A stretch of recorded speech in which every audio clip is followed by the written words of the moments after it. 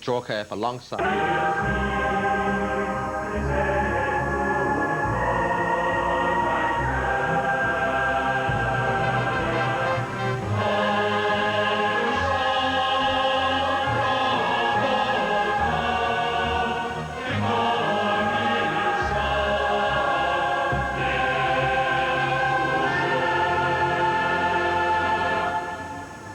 Good evening, day 3 of the World Cup, and time for the hosts to get a piece of the action. The question is, can they repeat the glory of the class of '84, Michel Platini's European Championship winning team? Tigana! Platini! Go! Platini! For France! In Marseille tonight, expectations were high as they took on World Cup debutants South Africa.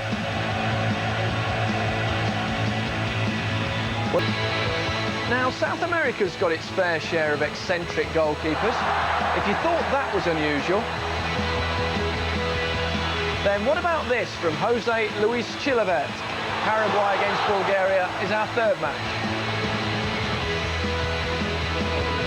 And as Jamaica prepare to add a bit of colour to the World Cup, I'll be speaking to one of the reggae boys, Robbie Earle. Also in the programme, we'll have the latest from the England camp, and joining me in the studio are Mark Lawrenson, Martin O'Neill and Jimmy Hill. But we begin with the first appearance at these World Cup finals of the host nation. France's opponents facing a tough baptism with South Africa. The commentators in Marseille are former local favourite Chris Waddle and John Champion. 60 years to the day since France last played a match as the host nation in a World Cup.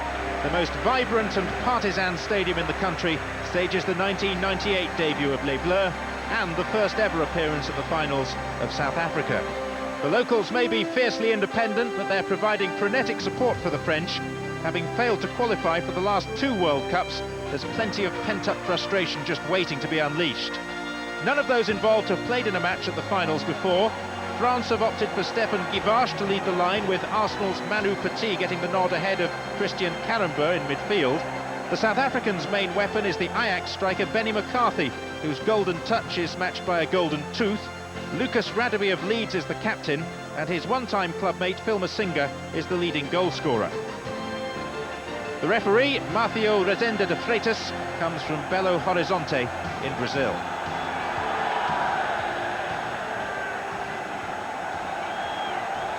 Well, that victory, as you might expect, has been received quite gleefully, and here in Paris the fans have been out in their cars and on the streets celebrating wildly.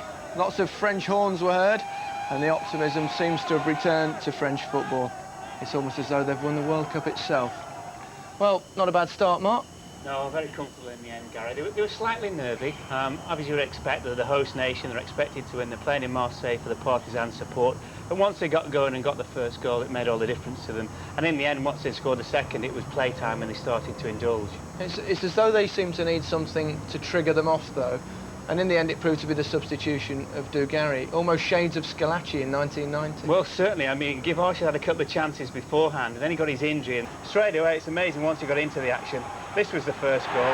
We don't know where the goalkeeper is. He's one of a very... That really took all the pressure off them. Here again, the second goal. It looked like handball. It wasn't. It was a South African hand. Great strength. This was from the throw-in. Presence of mind to play it in to Djorkaeff. And to be honest with you, once he hit it, didn't really catch it, Djorkaeff. And if it hadn't been touched by Issa, the goalkeeper could have thrown his cap on it. He isn't wearing one. Certainly. Well, this is one for you. What about this? A striker who's just scored, made the second, takes a corner. Most unusual. Unfortunately, for Deschamps, it got blocked. But certainly, Dugarry, when he came on, he did change the course of the game. Can't be a real goal scorer if he takes corners. You've got no chance of getting one from Well, there. you wouldn't take any, would you, so? Unless you tried to score from it.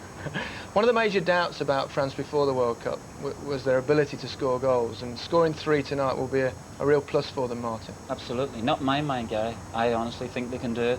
I mean, Zidane's a world-class player. Hope you agree. And honestly, they must make up somebody at least to play alongside him. Djorkaeff, Dugarry, Trezeguet. You could go through them. I think on the day that they can do it. I think, personally speaking, they're very, very strong midfield. I think perhaps maybe they might have the best defence going. However, I do think that England are pretty clever in that as well. They've not got the best goalkeeper, man. Well, I haven't seen enough. Well, yet. here in France, they rate him very highly, Yeah, Bart yeah. says. I would have my doubts about the goalkeeper, but that's about it, really. Do you know what? He spends most of his time talking about goalkeepers. You know, we had a programme there the other night. He's gone into dodgeball keeping. Just give it a break for a second. Well, let's give it a break and bring in Jimmy. Jimmy, it's 20 years since the host nation won the World Cup, and that was Argentina in '78. Do you think France have what it takes? I don't think they will. They're not the team that I've gone for. But on the other hand, seeing Henry on that right-hand side today, I'm just wondering if they got to the semi-final and we were lucky enough to be against them, what he would do with Graham Lasso. Massive pace, very frightening player. On the other side, Deschamps, you know, experienced international, great reputation and whatever, trying to get opponents yellow cards, you know, needlessly when they haven't committed an offence. Don't like that. Don't think players who do that deserve to be on the winning team, especially so early. I think the only thing about Henry, Jimmy, was that, for me, he didn't really start playing until he was 2-0 up. So, you know, he looks like he's a confidence player, and he had no confidence before that. I've got to Martin, say, I know you think... That's what I like. That's what I like about Hill. He's thinking ahead already, you know, right through to the semi-final. Terrific. Why not? By the time he gets there, I agree with him. I think actually the lad Perez might end up playing out in that position. You never know. But Henry's very, very quick. There's no doubt about it. Martin, I know you're a big fan of Patrick Vieira. We probably all are, and you're surprised he's not in the starting. I am surprised, Gary. Yeah, I think he's top class. I really do, honestly. Better player than Deschamps? Yeah, he is. To me, he's a better player than Deschamps. That doesn't mean that I don't rate Deschamps. You think his legs have gone a little bit, but I think Vieira is just absolutely top quality. We played 2 games this season, and he tore us apart. The game we drew. It's only against Leicester, though, isn't it? It doesn't matter whether it's against Leicester. He is. You're outnumbered on that one, Mark. Listen, they couldn't have done any more than they've done today. 3-0 at home, got it off to a great start. They're going crackers outside. What more can a team do at home than that? Well summed up. Yeah. No doubt. Well, we talked a lot about France, but what about South Africa, Mark? They seem to be found wanting. They were, Gary. I mean, they may well beat England at cricket, but tonight on the evidence, they simply weren't good enough. And this is the instance. This is Thuram on the ball, and he's actually given the ball away, which is unusual for him. But the sequence of play is that they're under pressure all the time from the French, and they're having to play at such a pace that they consistently give the ball away. Poor control there. Back it comes. Oh, where do you want it? Oh, I'll have it on my shin. Oh, there it goes again. You know, fight for that one, see if you can get it. And eventually, of course, the French got the ball. And really, that was the story of the night for South Africa. Jimmy, they're going to have to improve a lot, aren't they? Yeah, I think, well, like Saudi Arabia, as we shall see later, you know, the confidence factor's not there. You know, they haven't been at this level of the game long enough. And as the confidence goes down, you know, so does the scoring rate for teams like that. They've got the capability. We've seen them do it in other games, you know, not of this importance. So it's there. But there's a difference between having it and having the confidence to reproduce it at this level. They're not good enough, South Africa. No, they're not good enough because they lack confidence and experience with the ability they've got. I'm saying they have the ability, but they did not show that in that game today. They can play better than that. I don't think they've got the players, full stop. Well, we'll find out the next 2 games, but one thing's for sure, it'd be a great experience for them. Well, on Monday, England take their first World Cup steps. Also in Marseille, with the latest news from La Boule, is Ray Stubbs. For some, today was a relaxing day off. For others, there was a competitive edge to the La Boule Open. Glenn Hoddle was due off at 9:40, but alongside the individual Stableford event, there was a real challenge match. Shearer and Sheringham recently defeated Owen and Scholes in La Manga. Official handicaps were required for the return. I think Alan's 14 or 16, Teddy maybe 12, I think, Teddy. We're good players, there's pressure on me. And Michael Owen, who plays on 8. First tee is going to be very interesting today, isn't it? There's no pressure on the first tee, it is, but with all this around, I'm sure it'll be interesting. Well, I think this is the test of a real golfer, isn't it? I will see. Because he's very competitive. Yeah, yes, sir. Very competitive. But now we see how cool on the tee. No, we'll soon find out, eh? The thing, I want him to top it. I want him to top it about 5 yards. That would make me day that one.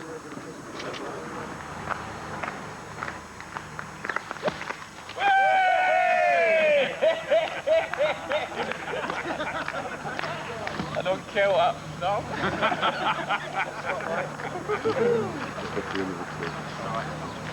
Oh, superb.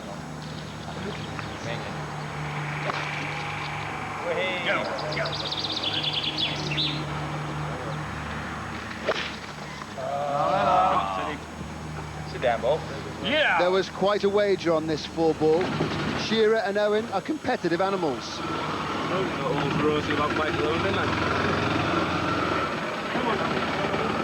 And with a diverse collection of golf swings, the England squad were off and hacking.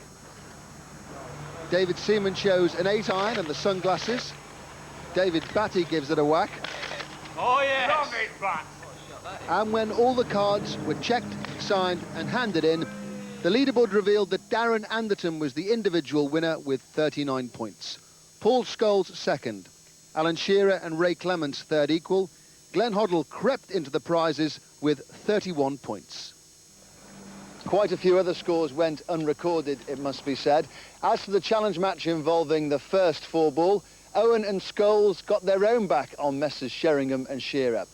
Back to the practice ground, the training pitch tomorrow, and the subject returns to who Alan Shearer might play alongside on Monday in Marseille. Well, I think the answer to that, if it came down to golf swings, would be Teddy Sheringham. But Michael Owen's tee-shot reminded me of one of yours this morning, Jim. Oh, I didn't think that was bad. I didn't finish last. I shall reveal to the nation who was last if you're not... Don't. We'll avoid that subject. But is this a good thing for England to be doing, Mark? I mean, a bit of relaxation, a few days before the first game. It's a long time to kill, isn't it? I think it's a case of killing the boredom, Gary. Some people would say it's maybe too close to a game, but to be quite honest with you, they've had the break at the end of the season after the league games and the cup games, and they've played one or two friendlies themselves. I think it's just good they get them all together. Obviously, the spirit was very, very good. They're taking the mickey out of each other, and it's just a matter of doing something until Monday comes around. I'll tell you what's more important. I honestly think they'll have had a look at the matches. There's only France, you say, outside Brazil that they would even concern themselves about. And I include Italy, I mean, in that, who played poorly. So, they look relaxed, look pretty good. OK, thanks. And good news tonight for a member of the 1966 England team. In the Queen's birthday honours list just announced, Jeff Hurst, hat-trick hero in the final against West Germany, has been given a knighthood. And here comes Hurst. He's got some people are on the pitch. They think it's all over. It is now. It's 4. Hurst has got 3. Well, let's congratulate Jeff Hurst first and foremost. Wonderful achievement, thoroughly deserved. Jimmy, you were there in '66. You're looking for someone who's old enough to have been there, are you? It's me. I was there, and it was highly emotional, I can tell you. I stood alongside, on the side of the pitch. I was working with the BBC then in a very minor role, I have to say. Just like now? Just like now. Of course, we're not the stars of this show. We well know that, don't we, Mike? We're well out here. But Lawrenson's got himself well and truly now. I know, alongside the boss over there. But never mind. There we were, and it was extremely emotional with Jeff scoring the hat-trick and tears streaming down both of our faces, Joe Mercer and myself, to think that England had at last won a World Cup. And of course, at that time, a lot of people were saying, all the experts, that Jimmy Greaves should play and that it was wrong to pick Jeff Hurst. The man who takes the credit for that is Sir Ralph Ramsey, who made that decision against public opinion, and in the end, he's responsible for the knighthood, because it was the hat-trick that got him the knighthood. And Jeff Hurst scored them, let's not forget that. Now back to this World Cup and the other game played in Group C. Saudi Arabia, who made it through the group stage 4 years ago, are up against Denmark, surprisingly making their second appearance in the finals. The only survivor from '86 is their captain Michael Laudrup, winning his 100th cap in his last tournament before he retires from football. Peter Schmeichel was making his 101st international appearance. Saudi Arabia included Saeed Owaidan, who scored the goal of the tournament when they beat Belgium at the last World Cup. Commentary from Lawrence comes from Trevor Brooking and Barry Davis. Hawkins. Orchestration off the pitch, but not that much on it. Good flow of the left leg. Straight at Andaya. I heard your comments earlier on. You seem to enjoy it. It was very poor. I've got to admit, guys, it was very poor. I'd seen an earlier game between, Bulgaria and well, we're going to show that in a minute, so don't give it away. Well, all right? Just there are people that don't like to know the score. And, well, let me tell you, let's talk about this game. It was poor. It was desperately poor. I mean, Saudi Arabia showed no invention whatsoever. I wouldn't mind that, if you're going to play for a draw. I mean, I've done it quite often myself in matches. But the minute that you go behind, you've got to come out and show a wee bit of something. They never moved a muscle, really.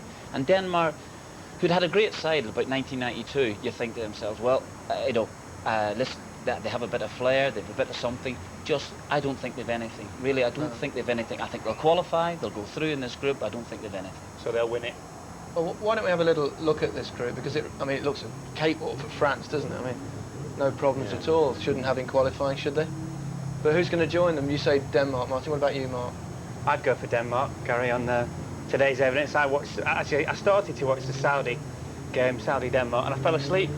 It was that bad, quite honestly. And I mean, how you can bring a team to the World Cup and be totally unadventurous, it's beyond me. Well, I say Denmark, really, and to be perfectly honest, although I think South Africa have a little chance of beating them. They didn't show it on today's form. They're 3-0 down, and I think that those 3 goals might be very, very important at the end, the ones they've conceded against France. But overall, Denmark showed so little today that there is a possibility of South Africa getting something. You don't agree at all? Jimmy, does it surprise you that a team can come to the World Cup and not seemingly give it the best shot to actually try and win a game like Saudi Arabia seemed to do, or was it just lack of ability? I think it's lack of confidence more than anything else. I mean, it's easy enough to say they're not a Germany, you know, they're not an Italy, they're not a Brazil. But on the other hand, their players can do better than they did today. And if you see outstanding teams that struggle in their first match, you know, through lack of confidence, they haven't got the feel of the competition yet, then you can say a kind word about Saudi Arabia and South Africa. It's a big thing for them. They're trying to close a gap that's been there since they started playing football. But to be fair, nobody knows the size of that gap yet, but it looked far bigger today than perhaps it may be. That's the best that I can say as some kind of encouragement for them, shall we say nothing else. But he's a great diplomat, there's no doubt about it. I'll tell you, it's just that at the end of it all, they have absolutely nothing to lose. So they might as well go out. Might as well. They're not expected to beat Denmark. There's not a soul in the world expects them to beat Denmark. They might as well go and have a crack at it. They've got a Brazilian coach. Was he encouraging them to play defensively, you think? Well, the Brazilians accused him that when he won the World Cup with them 4 years ago. Ah, well done. But one thing's for sure, the Saudi Arabians look a bit better than that at Wembley, which perhaps doesn't all go well for England. We'll see. Now, we've already seen South Africa in action, and on Sunday, 2 more of the World Cup first-timers meet in Lawrence, Jamaica and Croatia. In the Caribbean team, there are a number of familiar faces, and earlier on I had the opportunity to speak to Crazy Gang member turned reggae boy, Robbie Earle. There must be a lot of excitement and anticipation around the squad at the moment, especially yourself. Yeah, it's obviously the first time Jamaica's qualified, and for myself, stage of my career, it's you know, going to be obviously one of the pinnacles of my playing career. So I'm looking forward to it. A little bit of anxiety, obviously, because we don't quite know what to expect, but I'm looking forward to getting playing now. How far do Jamaica's ambitions go? I mean, do they stretch to qualifying, or is it just a case of avoiding embarrassment? No, I don't think it's a case of enjoying avoiding embarrassment. The coach has already stressed to us on a couple of meetings that we've had that we haven't come here just for 3 games and to catch a plane back home. I think it's important that although we're making history and being the first Caribbean team to be here, it's important that we lay some platforms, and we're really looking, if we can, to cause 1 or 2 upsets and maybe make it into the second stage. He's quite an eccentric character, isn't it, this coach, Simoes? He's got you training at 9 o'clock. That's right, yeah, he's a typical Brazilian. They don't leave anything to chance, and he's one of these who feels that because we're playing at 9 o'clock on Saturday, your body's got to become accustomed to that. And so we're just off to a training session later this evening. We'll be training for maybe about 2 hours, and yeah, he's a colourful character, but there's never a dull moment. There's quite a mixture in the squad of English-based players and also local grown talent. How does that work? Are they mixing well? Yeah, I think 1 or 2 in the press were trying to make splits in the camp and talk about the English and Jamaican base probably not getting on. But yeah, we tend to feel that there's a nice mixture. The chemistry is good. As you know, when you're away in these type of competitions, it's important that everybody gets on. And the coach has worked hard on that. And I think it's a mixture of a little bit of our professionalism and experience mixing with the raw skills of the Jamaican players. And hopefully on Sunday we can show that that's a nice balance. Let's hope so. What sort of following do you expect? Everybody talks about it being colourful, and looking at your top there, that's something like that, I would suspect. Yeah, the fans, you know, typical, similar to the Brazilian fans, I think. They'll come out with lots of colour, and there'll be the music. They'll probably bring some blasters. There'll be the reggae music and the whistles, and as we found here in France as well, we're everybody's second team as well, and I think there'll be a lot of neutrals backing us. So we're looking for good support, and like I say, we're just hopeful now that we can do ourselves justice. You've got a tough opener against Croatia on Sunday. What are you hoping for in that game? We're starting to focus in, obviously, now on Croatia. They've got some great individual players. We're looking, obviously, now to finalise our own plans and close them down as much as we can. We're going to try and play a high-tempo game and run some of their ability out of the legs, basically. And if we can do that, and there's 1 or 2 players in our squad who might surprise 1 or 2 people with their ability, who knows, you know, there could be a surprise awaiting. Finally, Robbie, did you ever have any thoughts that perhaps you're in the wrong squad? I mean, after all, you were in Glenn Hoddle's squad on 2 occasions. Yeah, I've been asked that on a number of occasions, but you know, I'm vindicated now in my decision. We've qualified. It's nice to be part of this squad in this team, and you know, I wouldn't be wearing these colours, mate, if I was in the other squad, would I? Well, I wish you all the best, Robbie, and thanks for joining us this evening. Jimmy, you've got a bit of experience of Caribbean football, haven't you? Got a bit of experience of everything, I suppose. I have actually played in Jamaica many, many years ago for an FA11, and the standard there, you know, was nothing like it is at the moment. They've made great strides through the years. They're not huge population countries and islands in the West Indies, and for them to have actually qualified and hopefully are going to do rather better than you felt Saudi Arabia did in the competition. I mean, it is very exciting for them. You know, if they can get any kind of result forever, they will be celebrating you know, an achievement, and they have made an achievement. It is something for them. Martin, 1 or 2, well, quite a few English-based players, but not all from the Premiership. Do you think they'll find this a little bit beyond them? Oh, tough group, Croatia, Argentina. Argentina, for heaven's sake, you know, it's going to be very difficult. They could scramble a draw against Japan, you know. You'd probably be better versed to tell me about that there than I would. But in fairness, I think it's a great experience for them. Heck, you know, although it's amazing because one of the lads they did a little piece early on this afternoon, and one of the Jamaican players actually said the World Cup was just like any other tournament. well, it was a marvellous comment, honestly. He's very, very lucky he's in it, because he may never see another one in his lifetime. They tend to be quite relaxed in the Caribbean generally. I think the thing about them, and they're going to enjoy it, aren't they? And I think they're going to, you know, obviously bring a splash of colour, but also the fact they're going to play with a smile on their face. They've got a Brazilian coach who seems to have a completely different work ethic than the Saudi Arabia coach, so I'm sure they're here to enjoy it. And I'm sure they will. Now, there were 3 games played on Friday, the first of which was Paraguay against Bulgaria that Martin tried to give away. They were actually semi-finalists 4 years ago. Paraguay's goalkeeper, captain, penalty taker and free kick expert, Jose Luis Chilavert, was aiming to become the first keeper ever to score in the World Cup finals. Bulgaria's Risto Stoichkov was hoping to add to the 6 goals which made him joint top scorer at the last World Cup finals. In Montpellier for us are David Pleat and Tony Gubba. Martin, first 0-0 of the tournament, and you nearly gave the result away. Would have sent everyone to bed. I'm sorry I spoiled that one there for the viewers. You nearly did. Riveting stuff. Isn't that riveting? It was slightly, marginally better than the other game that we've watched. But even so, I have to say that Chilavert is still worth watching anyway, isn't it? Yeah, the game was saved by that entertaining moment. Where else do you see one goalkeeper taking a free kick against another goalkeeper? I mean, that is the shot of the day in terms of world football. There it is.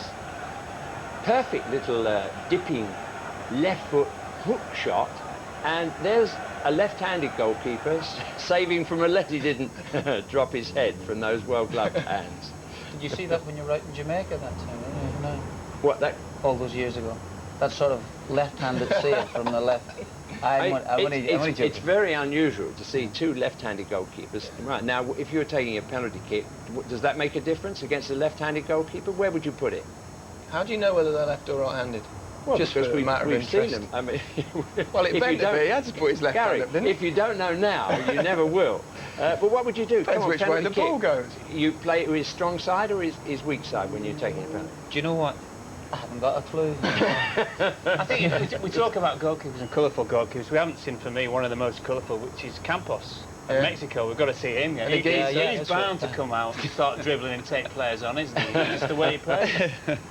And I mean, you've played with. I mean, they're all potty, aren't they? You've got to be potty to play in that position. But you've played with the best. This one ever. The daftest one, Bruce Grobbelaar, used to come running past me in Hampton on numerous occasions, but still a good goalkeeper.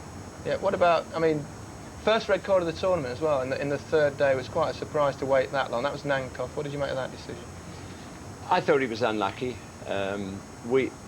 When referees make that judgment, it's a very fine line. You know, it's a matter of inches between what may be a foul and what was a fair challenge for the ball. And referees, I think, need to know more about that, you know, intrinsically, as players do and as managers do, to make those decisions. And it is very unfair, I think, when a player who honestly went for that ball, I think he went for the ball, he didn't get it, he missed it. That happens in football, it's happened since the game was first played. And to get put out of the tournament in that way, you know, for a match, that's very unfair, I think, so early on. A shame. Well, one thing's for sure, France's performance lifted what had previously been anything but a good Friday, but the games coming later today promise to be real belters. We start with Nigeria versus Spain, both fancied outsiders. That's part of Grandstand on BBC1, kick-off 1:30. Then return for another live game between Holland and Belgium, BBC1 7:30. Mark, two great games to look forward to, those, aren't they? Yeah, magnificent. Certainly in the second one as well. Holland-Belgium, great rivalry. Holland seems to have the voodoo sign over Belgium at the moment. And again, the first one, Spain, everybody's outsiders. Nigeria, we're not quite sure. They've had a poor run-up until the World Cup, but in saying that, they've got some outstanding players.